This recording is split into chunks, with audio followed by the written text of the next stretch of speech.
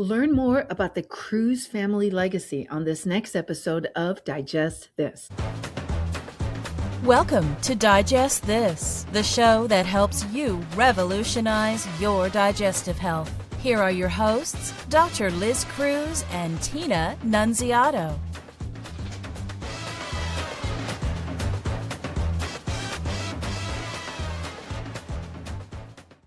Hello, and welcome to Digest This. I'm Dr. Liz Cruz, and I've got the beautiful Tina Nunziato, my wife, sitting right next to me. Hopefully you're watching us on YouTube. Thank you so much for joining us. And we just wanted to continue this. If you haven't listened to our previous episode about our trip to Puerto Rico, please go back and listen to it. It's an exciting episode because we had such an amazing time on our recent trip to Puerto Rico. We went for the holidays. There's a lot of details in that one. So you've got to go back and watch it. And you forgot to talk about our shirts. Oh, yes. These are shirts that my wife made for us. Okay. You can see it says Navidad 2025, Christmas 2025 in La Isla del Encanto, in the island of love and enjoyment. And then it says Lizzie's 60 fan club. So yes, my wife made these shirts for us, and the whole group wore them when we went out. Exactly. It was awesome. It was so much fun. It was actually a good way to spot the kids. It was everywhere they were, it was. Because not everybody was wearing red. That's right. So, yeah. yeah. Plus it's a bright color. I love it. Yeah. Thanks, my It love. was easy to spot. Yeah, everybody. It was great. So yeah, please go back and watch that episode because we just there's so many little details about our trip that we included in there. But one thing that I mentioned on that episode was that I wanted to talk about my grandparents and their legacy and how my family there in Puerto Rico has preserved that. So it's actually quite amazing what they've done. So just a little history story. My dad is number 10 out of 19 children that were born to abuelo, Grandpa Antonio, and abuela, Grandma Julia. Okay, so abuelo and abuela. They had bought this little house, or I don't know if they were renting it from the government or bought it or what. Your grandpa worked for the government. He did. He was an arborist. Yes, tell them what an arborist is. Basically, he was a tree guy. Like, he knew trees, and he would guide the government on where to plant trees, on just vegetation in general, how the water, the precipitation would come down, and all this. Like, that's what he did for them. And abuela, she just had babies. She had babies. She just kept popping the babies out. And I would like to say that 19 children born to her over the course of 40 years, approximately every 2 years, she had a child. Single births, so no multiples, and all healthy births. Yes. She did not lose any child, which back then, it's amazing. To have that many children and to have them all single, and healthy is incredible. Yeah, and they were very Catholic, so they were just doing the rhythm method, but I think the rhythm method did not work for abuela. No. Did not work. And then, as if 19 wasn't enough, they adopted a 20th, who was an adult already, but she was Susan. She was there with the Peace Corps, and I guess had become really ill. And one of my aunts, who was a nurse, took care of her in the hospital. And I think because she was there alone and was lonely and everything, my aunt brought her home to the Cruz family, and they ended up adopting her. So Susan was number 20.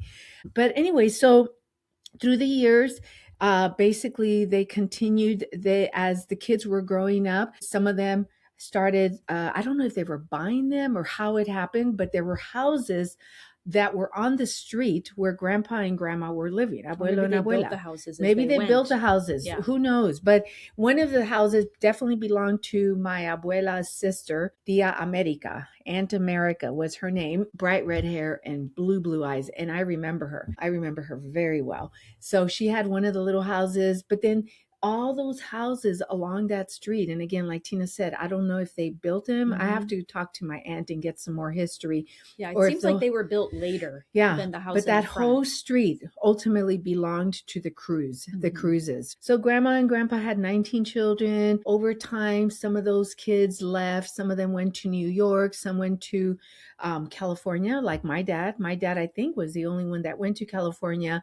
And then later on, he brought one of his younger brothers, one of my uncles who lived with us for several years, but some went to New York, one was in Georgia, some were in Florida. So they were kind of scattered, but the majority of them were still there in Puerto Rico, and the families grew. And over the years, when, as kids, when we would go and visit, we would stay there on that street with some of the family. And, we were there playing with our cousins, and just a lot of amazing memories. One of the memories that I have of my grandma, multiple memories of my abuela, Julia, was that she was a very, very devout Catholic, very devout. And she always had a rosary in her hand or in her pocket with one of her, what do you call those little house dresses? House dresses, yeah. And always had a rosary. And she was a very quiet, gentle soul, very sweet. And, she didn't have to say a lot, but her presence was very, very strong, and just always very dedicated to going to mass in the morning and in the evening. And even when they would come to visit us when we were living in Florida, we always went to mass. And I remember when we were in Puerto Rico, my abuela would always ask us kids, do you want to come with me? And I remember asking my mom, can we go with her? And Mom, sure, go with her. And we would go to mass. And I just remember that sweet, tender hearted, kind soul that she was. And it just made an impression on me, because even though I was raised in a different denomination, I feel like Catholicism, because of my abuela, was always inside of me. Okay, that was just always a part of me. Fast forward, my grandparents died, many, many years ago. And for, I guess, many years, from what our family was telling us, that house where they lived stayed at the front of the street, which was, nobody was living there. And the jungle kind of took it over. The jungle kind of took over, and I guess taxes weren't being paid. And at one point, the government wanted to take over that house. And so a way to get around that was for the Cruz family to make a museum. So they decided to memorialize that house and make a museum out of it, which was amazing. One of the days that we went over to the Cruz Street, we got there, and it was exactly as I remembered it. Almost exactly as I remembered it from years ago. And on the right side, when you go into the street, they have paintings, murals on the brick wall that have a bunch of little houses painted, one for every child that they had. Okay, so the 19th and for the 20th that they adopted Susan. And so my dad, who is number 10, and his little house is there.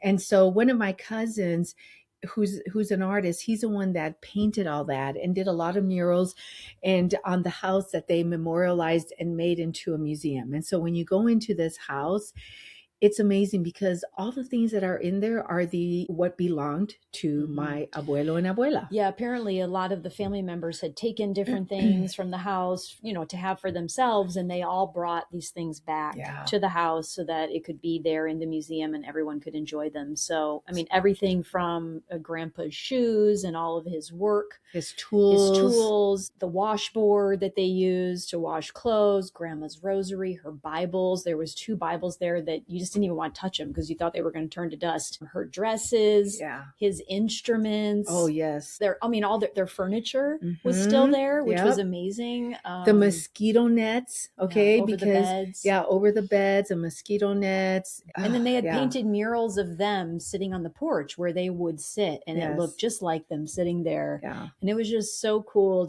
you could just picture them there. Yeah. With all the kids running around. I mean, it was just very cool. A lot of newspaper article cuttings, because they were very well known in that area. And so whenever they would celebrate anniversaries, 50th anniversary, which the entire family, I remember going to their 50th wedding anniversary. They had a huge wedding, everything, but even their 60th anniversary. So there were a lot of newspaper article cuttings. The family is very well known in that area. I mean, when you have 19 children, you're going to be pretty well known in the area. You pretty much own the area. You do. Yeah. The Cruz family is basically the area. Yeah. It was just awesome. It was so cool to go back for me a lot of memories, and to see all this, and also because I remember abuela with her rosary, and to see that rosary there, like, just, a lot of emotion, and also to share that with my family, with my wife and the kids, and just watching them, watching my three kids that were with us. Our oldest wasn't able to come with us, but the three kids, and just as they're going around and looking at the house and looking at these old things, and looking in the area where my grandma would make food.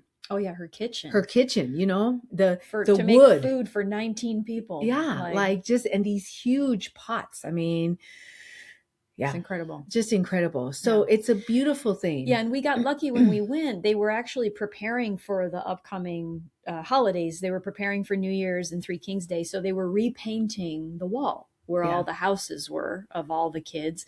And so we got the chance to repaint your dad's My house. dad's house, Yes, which is our very house. cool. Yeah. Mhm. Yeah. So that was really cool to get to, do that Be a and part of that. to be a part of that. Just a wonderful experience. It's an amazing thing what my family has done to maintain all that, to create and to carry on this legacy of these two people. Oh yeah, talk about Tia America's house, what they did with it. Oh yeah, my tia America, so she was my grandmother's sister. She never married, but she was always there, and I guess she helped my grandmother, with the kids. And I do remember her even as a child. We got to meet her, but so her house was like, I remember her house was like this little wooden shack, like dark wood. I remember it. But anyways, they took that space, and that's a space that they created, like the party. Yeah, the Ramada. The Ramada, where they hold the parties, and they have this huge pit with a metal pole where they make the lechon, the pig. They cook the meat. They made their own oven there behind the Ramada, and that's where they cook the tens of hundreds of pounds of chicken and pork. And they made a turkey on New Year's. They made chicken, turkey, and pork. And then on Three Kings, they made chicken and pork. Yeah. But it's just roasting there all day. It's a huge endeavor. Like, they took Kai, our 19-year-old, and the guys took Kai so that he could go with them to season all the meat. And then up at 4 a.m. to get the meat on. Exactly. Yeah. Exactly. So they do this. This is what they do. These are huge family gatherings. I wasn't there. I felt like I was there in spirit. Tina was sending me videos and pictures of the Three Kings Day celebration, and she was like, "Oh my goodness, I think that there's over 150 people of your relatives here." I think it's wonderful how they have carried on the traditions, how they have continued the legacy of abuelo and abuela, this amazing legacy, the music, just everything. Well, and I learned that one of the reasons why they do this celebration on Three Kings Day was because when Grandpa was young, he had typhoid fever, I guess. And this was one of the cousins was telling me this story, that he had typhoid fever. And back in the day, most people did not live when they were diagnosed with typhoid fever. But he told God, he made an agreement with God that if he lived, that every January 6th or every Three Kings Day, that he would sing and praise God. And so this is what the family does. Every January 6th, they get together and they sing and they praise God, and they do sing the whole time. Every family member that actually plays an instrument shows up and plays an instrument. I mean, they had, everything from the 900 different percussion instruments to, guitar. They have people who sing. I mean, it was like being at a concert. Yeah, it really was, for all night long. It was incredible. And I think our kids even got up there, didn't they? Oh yeah, we all were singing and dancing for sure, playing our instruments along. Yeah. There's one nice thing about Puerto Rican music is that you can just, pick up a maraca, and it doesn't take much. You just stand there and participate in the band. Right? Did you notice how Tina just picked up an instrument? That's right. We just have the instruments everywhere. That's right. Anyways, a lot of fun. Can't wait to go back. And it was an experience that will live in our hearts forever. And we hope to continue to re-experience these things with our our family in Puerto Rico. So anyways, thank you so much for being on this journey with us. And if you have not subscribed to our podcast, please subscribe so that you never miss an episode. If you haven't rated us, please rate us. Give us a 5. It's going to help other people just like you to find us faster. And if you want to connect with us, you can find us on our website, drlizcruz.com. You can schedule a free 30-minute wellness consult. That's free. You can do it from anywhere in the world because it's done over the phone. Thank you so much for joining us, and we will catch you on the next podcast. Thank you for joining Dr. Liz Cruz and Tina Nunziato. To learn more about their revolutionary products and services, go online to www.drlizcruz.com.